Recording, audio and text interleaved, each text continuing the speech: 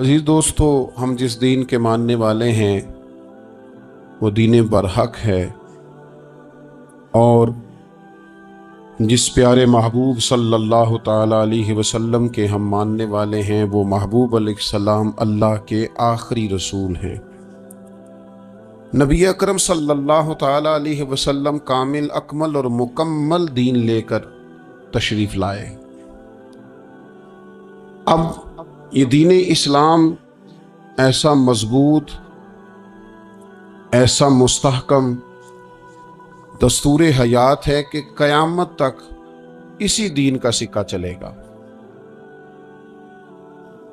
वक्ती तौर पर जो हालात उम्मत पर इस वक्त गुजर रहे हैं उसमें उम्मत महकूम नज़र आती है, कमज़ोर नज़र आती है, और हम देखते हैं कि गैरों का रोब भी हमारे हुक्मरानों के चेहरों और उनके लहजों पर नज़र आता है। जो कौमें किसी का रोब इख्तियार करती हैं, किसी शख्स को इस तरह का बड़ा जानती हैं कि एहसास कमतरी का शिकार हो जाती हैं, वो अपनी आने वाली नस्लों को कभी मजबूत नहीं कर पाती। हमारे मिजाजों में और हमारे रोज़मर्रा के मामलात में कुछ चीज़ें इस तरह की रख दी गई हैं कि लोग एहसास के नीचे दबते चले जा रहे हैं। बरादरीज़म एक बहुत बड़ा इशू रहा हमारे यहाँ। मैं बड़ी दर्द के साथ ये बात अर्ज़ किया करता हूँ कि ज़्यादा गुनाह और ज़्यादा जुर्म उस बंदे का नहीं जो अपनी बरादरी को बड़ा समझता है, बल्कि ज़्यादा मुजरम वो है जो अपनी बरादरी को छोटा समझता है। इसने क्यों अपने अंदर एहसास कमज़ोरी पैदा किया? इसको क्यों ज़रूरत पेश आई ये कहने की कि मैं किसी कमज़ोर कबीले से ताल्लुक़ रखता हूँ? इसे खुल के कहना चाहिए था कि मैं भी जनाब आदम का बेटा हूँ। इसे खुल के कहना चाहिए था कि मैं भी रसूल रहमत का ग़ुलाम हूँ, मैं भी अल्लाह का बंदा हूँ। खुल कर बात करनी चाहिए। एहसास के नीचे दब जाना, परेशान। फिर इसी तरह का मामला अमीरी गरीबी का है। गुरबा क्यों ये समझ बैठते हैं कि जिसके पास पैसे ज़्यादा हैं शायद फजल भी ज़्यादा उसी के पास है? क्यों इस एहसास से बाहर नहीं आते? अगर दौलत बहुत आला होती ना और बड़ी ही कीमती होती तो सबसे ज़्यादा सैयदा फातिमा ज़हरा के घर में होती, सबसे ज़्यादा तजोरियाँ सैयदा आयशा सिद्दीक़ा के पास होती, लेकिन ये ज़्यादा कीमती नहीं थी, इसलिए दरवाज़ा रसूल पे भी नहीं थी। तो इसी तरह का मामला कुछ लोगों का है। मैंने अपनी ज़िंदगी में ये देखा है कि मजहबी माहौल से वाबस्ता लोग कई दफ़ा बड़े परेशान हो जाते हैं कि मैं तो मौलवी साहब हूँ, और मोहल्ले का मौलवी बना के जब किसी को रखा जाता है तो बेचारा वैसे भी परेशान हो जाता है। उसकी जिम्मेदारी होती है कि तूने वक्त पे जनाजा पढ़ाना है, टाइम पे कोल पे आ जाना, 10वें पे वक्त पे पहुँचना, गैर हाजिर ना होना। कुछ जगहों पे ये भी रिवाज है कि जनाब आपको 7 दिन और 10 दिन मुसलसल बैठना है और पढ़ाई करनी है। वो आहिस्ता आहिस्ता आहिस्ता आहिस्ता बच्चे एहसास का शिकार, यानी कुरान शरीफ पढ़ने वाले बच्चे और किताब व सुन्नत की तालीम हासिल करने वाले बच्चे, लेकिन उन्हें यह कहा जाता है कि चलो फलानी जगह कुरान पाक पढ़ने चलते, कुरान पढ़ने जा रहे हैं। कुरान इनकलाब की किताब है, कुरान बंदे को उरूज देता है, लेकिन उन बच्चों की ज़हनी साख्त ये बनाई जा रही है कि चलो कुरान पाक पढ़ने चलते हैं, वहां बिरयानी मिलेगी खाने को, गोश्त मिलेगा खाने को। शिकायत है मुझे या रब खुदा बंदाने मकतब से, सबक शाही है बच्चों को दे रहे हैं खाकबाजी का। इतनी छोटी जब आप किसी की सोच बना देते हैं तो फिर वो आप कहें कि वो इनकलाब बर्पा करे, वो कोई बड़ा कारनामा सर अंजाम दे, ये होता नहीं, मुमकिन नहीं होता। जब आप आहिस्ता आहिस्ता करके एहसास कमजोरी के नीचे दबते चले जाते हैं, दबते, हालात खराब हो जाते हैं। हमारे बुजुर्ग हमें कहा करते थे कि मौलवी होना कोई ताना है, और हमने हालात बदलते देखे। एक टाइम ऐसा था कि मौलवी होना लोग ताना समझते थे। हमें भी कहते मौलवी साहब इधर आई, आपको ध्यानदारी से कहता हूं हमने वो दौर भी इंजॉय करके गुजारा है। ਜੇ ਕਿਸੇ ਇੱਕ ਵਾਰੀ ਮੌਲਵੀ ਆਖਿਆ ਤਾਂ ਉਹਨੂੰ ਆਖੇ ਯਾਰ ਇਹ ਕੋਈ ਪਰੇਸ਼ਾਨੀ ਵਾਲੀ ਗੱਲ ਹੈ, ਸ਼ੁਕਰ ਹੈ ਅਸੀਂ ਮੌਲਵੀ ਹਾਂ, ये कोई परेशानी है, आप क्यों परेशान हो गए? मौलवी किसी ताने मेने का नाम है। और फिर वो जो कल तक कह रहा था ना कि ओहो तुसी तो मौलवी बन गए हो, फिर हमने वो दौर भी देखा, उसने कहा यार 2 मिनट खड़ा हो तेरे साथ तस्वीर बनानी है, वो दौर भी देखा, ये दौर भी देखा। थोड़ा सा ना अपनी जिंदगी के अंदर खुददारी, इज्जत नफ्स, वकार, इस्लाम उरूज देता है बंदे को। मुसलमान तेजी से दबते चले जाते हैं, दबते चले जाते हैं। मुल्क शाम का बंदा आ गया हजरत उमर को मिलने, उसने आते ही पूछा तुम्हारे बादशाह का महल कहाँ? उन्होंने कहा जी हमारे बादशाह का महल नहीं होता। हमारे यहाँ लोगों ने समझ लिया ना कि रोब शायद कपड़ों का होता है, रोब शायद गाड़ियों का होता है, बंगलों का होता है, बहुत बड़ी कोठी का रोब होता है। और नहीं भाई, रोब तो बंदे के किरदार का होता है, उसके अफकार का रोब होता है, रोब उसके ऊंचे ख्यालात का होता है। कहाँ है आपके बादशाह का महल? तो उन्होंने कहा महल शहल तो कोई नहीं, मस्जिद में होंगे अमीरुल मोमिनीन। बंदा कहता है मैं सोच में पड़ गया कि जिसके नाम से मेरा बादशाह कांपता है वो मस्जिद में होगा, गनमैन ही कोई नहीं, हटो बचो ही कोई नहीं, इधर उधर ही कोई नहीं, पहरेदार ही कोई नहीं। मस्जिद में जाके पूछा जनाब उमर, कहने लगे इधर ही थे। किधर हैं भाई हजरत? वो किधर हैं भाई? इधर ही थे। कहने लगा, मैं हैरान हो गया कि ये बादशाह की बात हो रही है। एक साहब कहने लगे वो खजूरों के बाग की तरफ जा रहे थे, कहते मैं खजूरों के बाग में गया तो एक बंदे से पूछा अमीरुल मोमिनीन, कहने लगा वो सामने की तरफ जा रहे थे, उधर गया। एक बंदे से पूछा कहाँ है वो शख्स इसकी 24 लाख मुरब्बा मील पे हुकूमत है?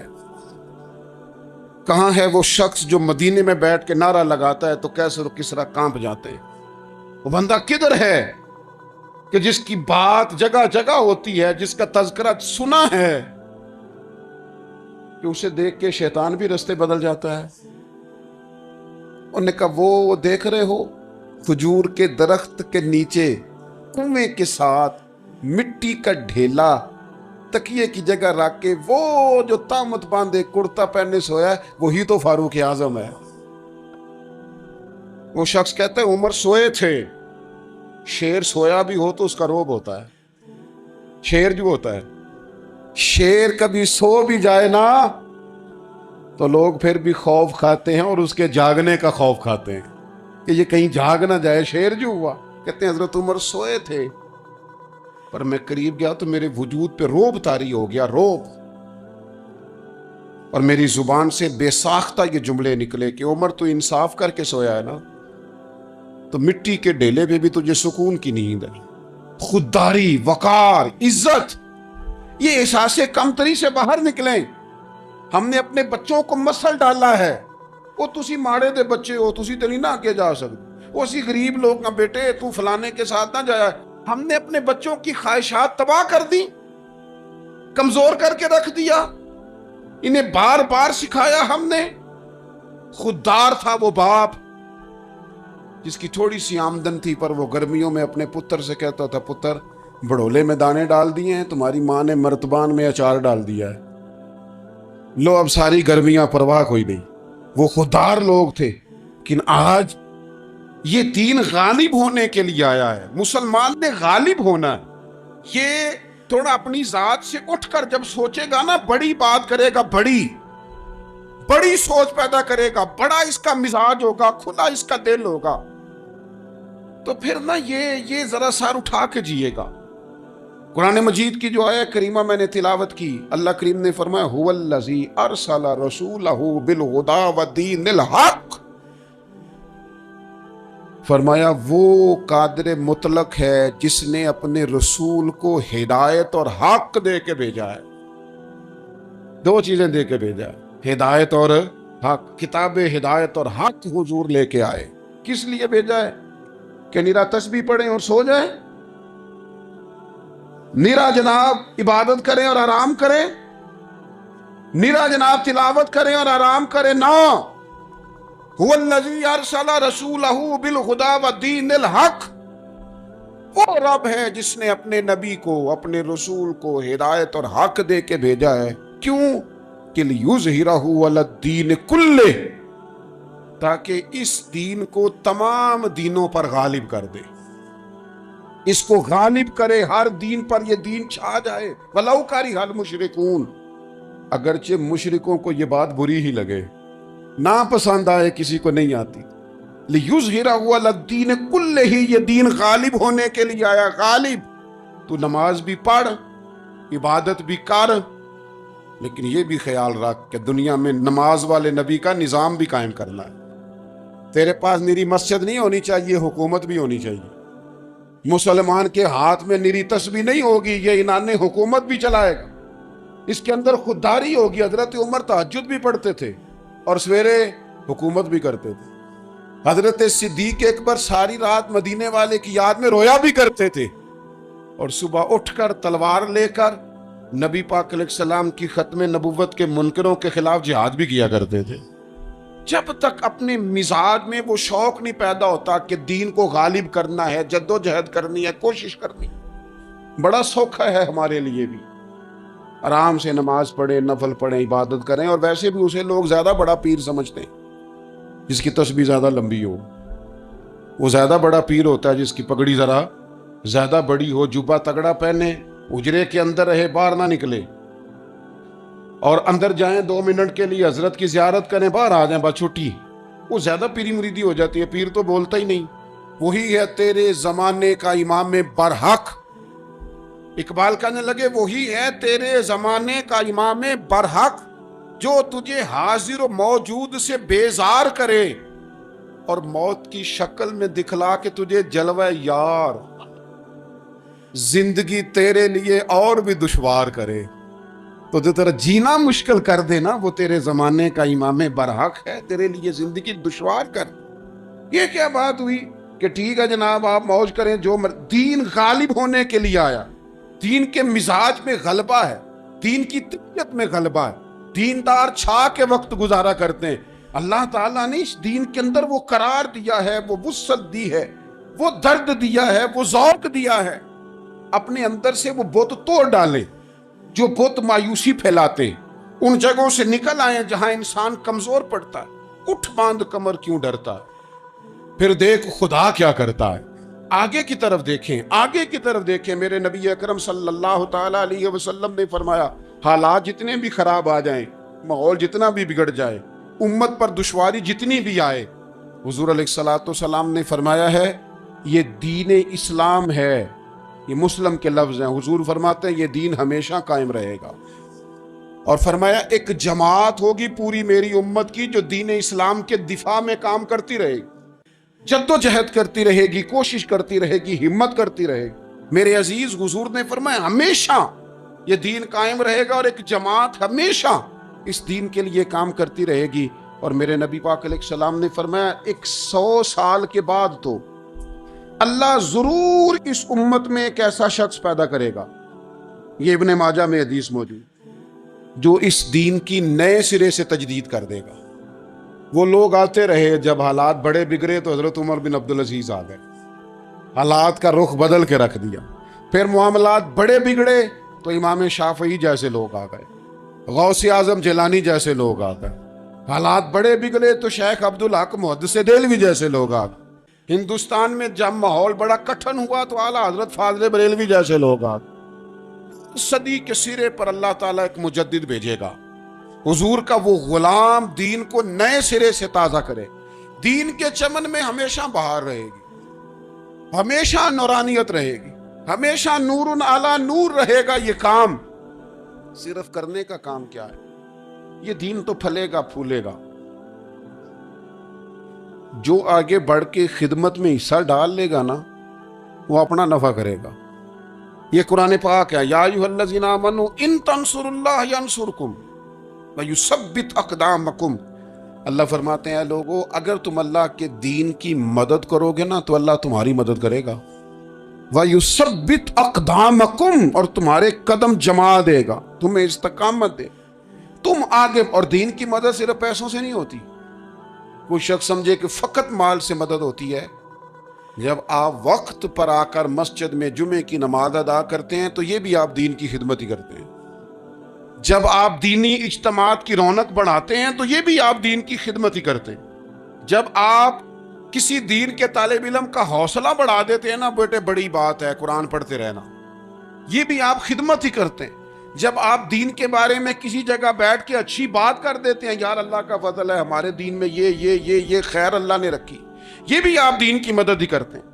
آپ کسی بھی جگہ کسی بھی حوالے سے دین کے لیے کوئی بھی پیغام دیتے ہیں، کوئی بھی بات کرتے ہیں، تو آپ دین کی یہ ساری خدمات دینیاں ہیں، یہ سارا درد ہے، یہ سارا ذوق ہے۔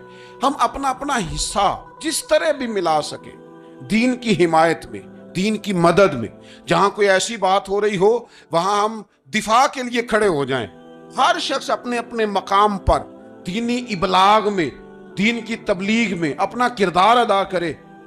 ایک جملہ کوئی بول دینا رسول پاک کے دین کی مدد میں، ایک جملہ، یعنی کسی کو صرف اتنا کہہ دینا کہ یار تو اپنے بیٹے کو، تیرے 5 بیٹے ہیں، ایک کو قرآن مجید کا عالم ہی بنا دے، تو کہہ کے چلا گیا اور تو تیری وجہ تجھے خبر بھی نہیں کہ شاید اس نے تیری وجہ سے اسے داخل کرایا ہے، لیکن وہ اگر آ گیا پڑھ گیا تو دیکھ تجھے اجر اللہ کتنا عطا فرمائے۔ آدھا جملہ بول کے دین کے معاملے میں معاون بنے، کوئی خیر کا لفظ بول کے معاون بنے۔ ہم نہ ہمت نہیں کرتے، ہم کہتے ہیں وہ فلانا کرے گا، بڑا آدمی کرے گا، مولانا کریں گے، پیر صاحب کریں گے، اپنا اپنا حصہ، اپنی اپنی خیر۔ حضرت عمر نے بھی بڑا کام کیا ہے دین کی خدمت میں، پر سیدنا بلال کی خدمت کا کوئی انکار کر سکتا ہے؟ ڈیوٹی حضرت صدیق اکبر کی بھی زیادہ ہے، پر جناب سلمان فارسی کی خدمت کا انکار کیا جا سکتا ہے؟ ہر ایک نے کام کیا، ہر نقطے کا اپنا عروج ہے، اپنی اور یہ دین غالب ہوگا، غالب۔ یہ مت سمجھیں تھوڑے سے حالات کمزور آئے ہیں اور تھوڑا سا مسلمان محکوم ہوئے ہیں مالی طور، اپنی کوتاہیوں کی وجہ سے ہوئے، اپنی غلطیوں کی وجہ سے ہوئے، اپنے اعمال کے سبب ہوئے، تو ڈر ڈر کے نہ جئیں۔ نبی پاک صلی اللہ تعالی علیہ وسلم سفر پہ تشریف لے گئے، حضور علیہ السلام کی عادت کریمہ تھی جب سفر پہ جاتے تھے تو سب سے آخر میں ساری تیاری کر کے سامان سمیٹ کے سب سے آخر میں سیدہ فاطمہ الزہرا سے ملتے، پھر سفر شروع ہوتا، اور جب حضور واپس آتے تو سب سے پہلے سیدہ فاطمہ سے ملتے رضی اللہ تعالی۔ حضور کافی دنوں کے بعد سفر سے واپس آئے، لمبا سفر تھا، سیدہ فاطمہ الزہرا رضی اللہ تعالی عنہ سے ملنے گئے۔ نبی پاک صلی اللہ تعالی علیہ وسلم کا چہرہ نور دیکھ کے تو سیدہ فاطمہ تڑپ کے روئیں، رو پڑی۔ حضور نے فرمایا فاطمہ کیا ہوا؟ عرض کرنے لگے یا رسول اللہ تھکاوٹ کے اثرات میں آپ کے چہرے پہ دیکھ رہی، اور حضور کپڑے یوں لگتا ہے بڑے پرانے پہنے ہوئے آپ نے، حضور اتنی مشقت کیوں کرتے ہیں آپ، اتنی محنت، اتنی جدوجہد؟ تو حضرت فاطمہ الزہرا فرماتی ہیں حضور نے مجھے تھپکی دی اور فرمایا فاطمہ رو نا۔ اور یہاں وہ بعض لوگ ہوتے ہیں نا جو ہم نے دیکھا ہے، ہمارے ہاں اس طرح ہوتا ہے کہ وہ کوئی اس طرح کی بات کرے تو وہ زیادہ رونے لگ جاتے ہیں، کیا کریں بڑے مسائل ہیں، بڑی مشقت ہے، کرنا پڑتا ہے، لوگ اور زیادہ۔ لیکن نبی پاک علیہ السلام نے سوچوں کو نیا زاویہ دیا، خیالات کو نیا رخ دیا، اس بات کو ایک نیا انداز سوچنے کا فراہم کیا۔ حضور فرمانے لگے فاطمہ رو نا، تیرے باپ کو اللہ نے اعلیٰ مقاصد کے لیے دنیا میں مبعوث فرمایا۔ حضور فرمانے لگے فاطمہ کوئی گھر کچا، کوئی پکا، کوئی خیمہ ایسا نہیں بچے گا جہاں اللہ دین اسلام کو پہنچا نہیں دے گا۔ اور فرمایا فاطمہ یاد رکھنا جس طرح رات چھا جاتی ہے نا، محمد عربی کا دین بھی چھا جائے گا، یہ چھا جائے گا دین، جس طرح رات چھا جاتی ہے یہ دین بھی چھا جائے گا۔ اور پھر دین چھا گیا، جگہ جگہ چھا گیا، یورپ میں بھی اذانیں پڑھی جانے لگی، امریکہ اور افریقہ میں بھی قرآن پڑھا جانے لگا، جگہ جگہ جگہ جگہ رسول اللہ صلی اللہ علیہ وسلم کے دین کی بات ہونے لگی۔ کہا فاطمہ کر کچا ہو یا پکا ہو، خیمہ ہو، ہر جگہ یہ دین پہنچے گا، اور دین پہنچا۔ دوستو کمزوری وقتی طور پر ہے، حالات وقتی طور پر ہیں، مسلمانوں نہ گھبراؤ، خدا کی شان باقی ہے۔ یہ دین فطرت ہے، یہ دین اپنی حقانیت کی وجہ سے پھیل رہا ہے، کسی کا محتاج نہ یہ کسی کے زور لگانے۔ مسلمانوں نہ گھبراؤ، خدا کی شان باقی ہے، ابھی اسلام زندہ ہے، ابھی قرآن باقی ہے۔ یہ کافر کیا سمجھتے ہیں جو ہم سے روز الجھتے ہیں؟ ابھی تو کربلا کا آخری میدان باقی ہے، ابھی تو آخری میدان لگے گا میدان کربلا میں، اور فکر حسینی کے علمبردار میدان میں نکلیں گے، یزیدی سوچوں سے ٹکرائیں گے، اور بڑے سینے تیار ہیں جو اس کے لیے پوری جدوجہد کریں گے۔ ابھی تو کربلا کا آخری میدان باقی ہے۔ اپنی زندگی کے اندر قوت ارادی پیدا کریں، کچھ کر لینے کی ٹھان اپنے مزاج میں پیدا کریں۔ کمزوری آ جاتی۔ عدی بن حاتم جو تھے نا، یہ حاتم تائی کے بیٹے تھے، بادشاہ کا بیٹا تھا، زمانہ بڑا دیکھا تھا، بڑے بڑے وزیروں مشیروں، ساری زندگی اعلیٰ سطحی وفود سے ملاقات ہوئی۔ عدی حضور کی بارگاہ میں آئے، مسند امام احمد بن حنبل میں موجود۔ تو اسلام پر ابھی غربت کا دور تھا، چند لوگ مسلمان ہوئے تھے۔ نبی پاک علیہ السلام نے فرمایا عدی کلمہ پڑھ لو۔ تو عدی کہنے لگے میں تو پہلے ہی ایک دین کا ماننے والا ہوں۔ حضور فرمانے لگے جس دین کے تم ماننے والے ہو اس دین کو میں تم سے زیادہ جانتا ہوں۔ حضور فرمانے لگے جس دین کے تم ماننے والے ہو اس میں کیا یہ لکھا ہے کہ مال غنیمت کا چوتھا حصہ کھا جاؤ؟ کہنے لگے نہیں۔ تو فرمایا کھا کیوں جاتے ہو؟ عدی کہتے ہیں چونکہ یہ ہمارے اندر کی بات تھی بادشاہوں کی، تو میں نے فوراً سر تسلیم خم کر دیا، میں نے فوراً سر جھکا دیا، میں نے کہا آپ بات ٹھیک کر رہے ہیں۔ حضور فرمانے لگے اب اگلی بات بھی کروں یا رسول اللہ فرمائیے؟ فرمایا پتہ ہے تم دین کیوں نہیں قبول کر رہے؟ یہ بھی مجھے پتہ ہے۔ یا رسول اللہ کیوں؟ فرمایا تم دیکھتے ہو کہ دین کے ماننے والے غریب غریب لوگ ہیں، تم دیکھتے ہو کہ ابھی یہ کمزور ہیں، تم دیکھتے ہو کہ مکے والوں نے مدینہ طیبہ سے پریشان کر کے مسلمانوں کو نکال دیا ہے، یہ غریبی دیکھ کر بظاہر اسلام کی کمزوری دیکھ کر تم کلمہ نہیں پڑھ رہے؟ حضور فرمانے لگے عدی مقام حرا کا نام سنا ہے؟ بڑی دور تھا علاقہ، وہ مقام حرا کا نام سنا ہے؟ عدی کہنے لگے حضور سنا ہے پر وہ جگہ دیکھی نہیں۔ محبوب فرمانے لگے سن، میں وہ وقت لے کے آؤں گا، میرا دین اس طرح نافذ ہوگا کہ ایک عورت مقام حرا سے اونٹنی پہ اکیلی بیٹھے گی اور اکیلی آئے گی اور آ کے بیت اللہ کا طواف کرے گی، سوائے اسے اللہ کے کسی کا خوف نہیں ہوگا، رب کے علاوہ کسی سے نہیں ڈرے گی۔ یہ دور آئے گا، تو دیکھ رہا ہے کہ صرف مکے پہ حکومت نہیں دنیا پہ مسلمان چھا جائیں گے۔ اور حضور فرمانے لگے کسرا کا نام سنا ہے؟ کہا حضور وہ تو بظاہر اس وقت بڑا تگڑا بادشاہ ہے۔ فرمایا اس کے علاقے بھی فتح ہوں گے، وہ خزانے مسلمانوں کے پاس آئیں گے۔ اور فرمایا تو تیسری بات نبی پاک نے بیان کی، فرمایا تو یہ دیکھ رہا ہے کہ مسلمانوں میں غربت ہے؟ فرمایا عدی ایک وقت آئے گا لوگ دینے کے لیے نکلیں گے پر انہیں لینے والا کوئی نہیں ملے گا۔ ایک وقت آئے گا لوگ دینے نکلیں گے لینے کوئی نہیں آئے گا۔ عدی کہتے ہیں کہ میں رسول کریم کا کلمہ پڑھ کے مسلمان ہو گیا، اب پھر زیادہ دور نہیں گزرا، عدی رویا کرتے تھے، حاتم تائی کے بیٹے عدی رویا کرتے تھے اور رو کے بتایا کرتے تھے لوگوں وہ جو حضور نے فرمایا تھا نا بی بی حرا سے چلے گی اور طواف کرے گی، وہ بی بی میں نے اپنی آنکھوں سے آتی دیکھی، میں نے اس تنہا عورت کو حضور سید عالم کی پیشن گوئی کے مطابق بیت اللہ کا طواف کرتے دیکھا، اسے سوائے اللہ کے کسی کا ڈر نہیں تھا۔ اور عدی کہنے لگے وہ جو حضور نے فرمایا تھا نا کہ کسرا کے خزانے فتح ہوں گے، فرمایا وہ جب فتح ہو رہی تھی تو میں خود اس جنگ میں شریک تھا، مجھے اللہ نے موقع دیا، میں مجاہدوں میں شامل تھا۔ اور فرمانے لگے تیسری پیشن گوئی رہ گئی ہے، مجھے امید ہے وہ بھی پوری ہوگی۔ حضرت عمر بن عبدالعزیز کے زمانے میں آ کے وہ دور بھی آیا کہ لوگ زکوٰۃ دینے نکلتے تھے، لینے والا کوئی نہیں ملتا تھا، لوگ کسی کو غریب سمجھ کے صدقہ دینے لگتے تھے، وہ کہتا تھا بھائی لے جا میں تو رات خود دے کے آیا ہوں، لوگ دینے نکلتے تھے لینے والا کوئی نہیں۔ اسلام کی فطرت میں قدرت نے لچک دی ہے، اتنا ہی یہ ابھرے گا جتنا کہ دبا دو گے۔